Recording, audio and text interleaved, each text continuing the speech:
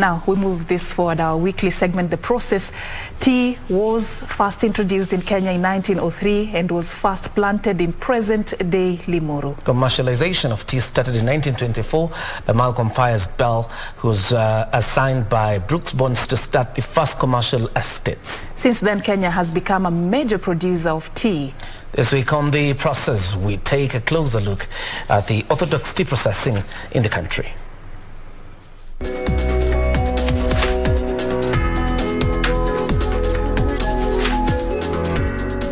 Kenya is the leading exporter of Black City tea in the world.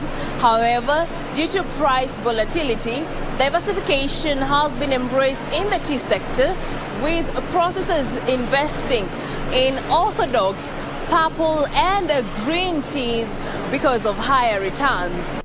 Before one takes a sip of golden tea, a long and tedious process is involved. But before we get to the tea making process, it is important to note that there are different types of tea. Our focus is on the making of orthodox tea, which basically refers to loose leaf tea produced using traditional methods, hence the name orthodox. Orthodox tea is a way of processing tea. There are many ways of processing tea.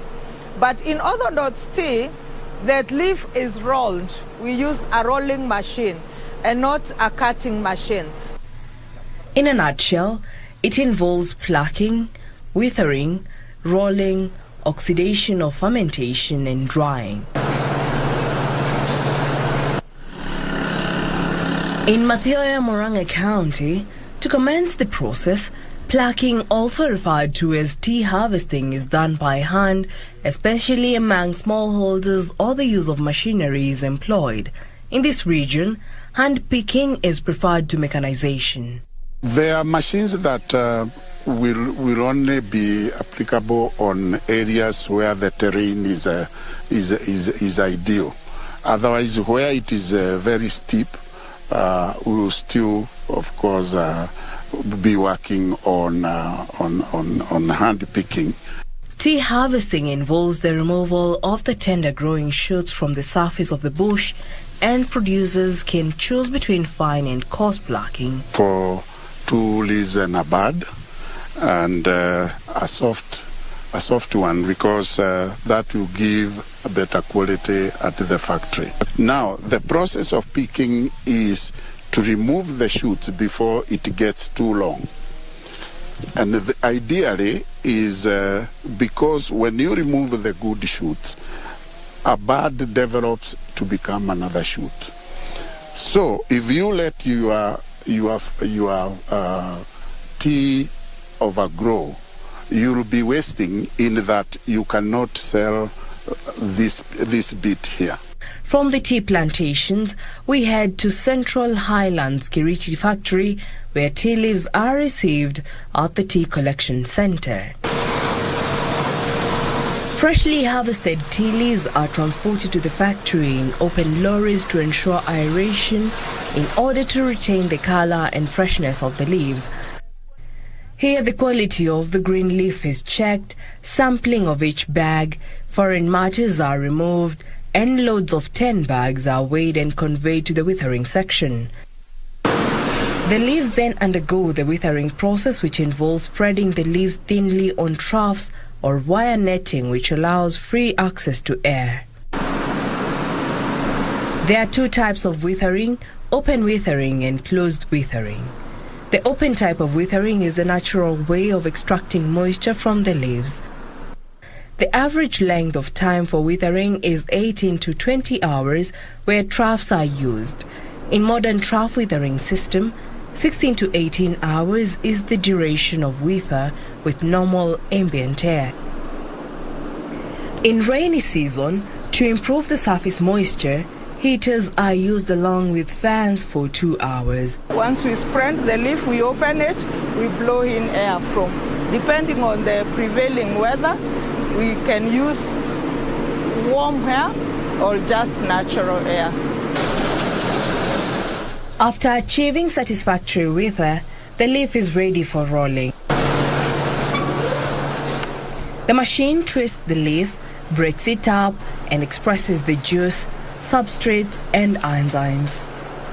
What we do here, we separate, we open up those balls to expose the leaf further to the air. Fermentation then takes place.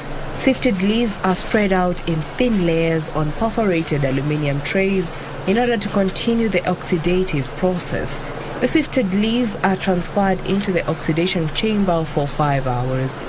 Here the leaf changes color and turns into a dark coppery tone. Typical aroma develops at this stage.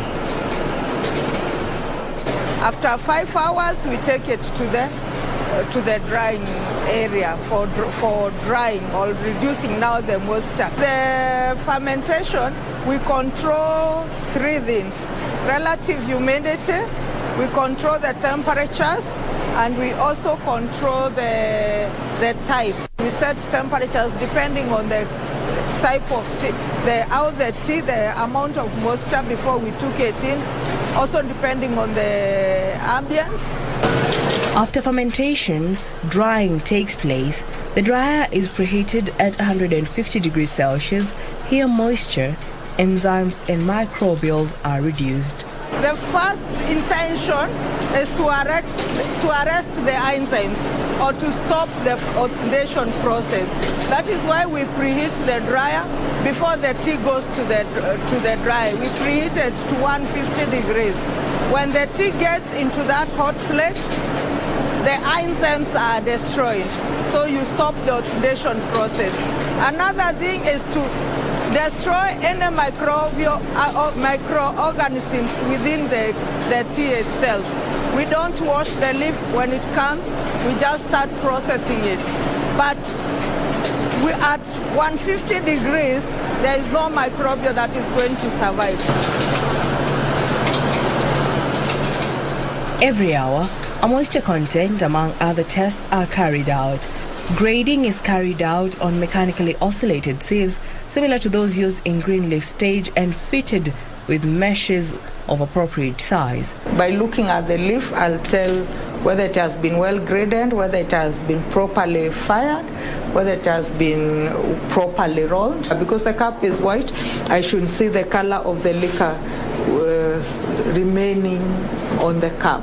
So that will tell me the thickness. So I'll atomize the tea within the mouth.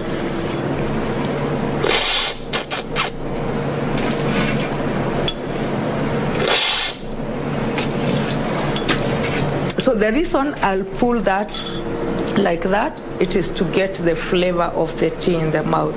I also pull it to taste with all my taste buds. Finished grades are then stored appropriately. And this is how we do it. We package it, each grain in its own packet.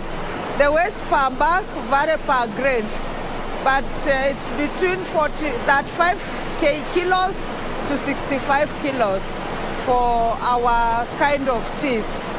So we package it, and this is how now we get the tea to the market. Reporting for The Process, I'm Jackie Wambiro.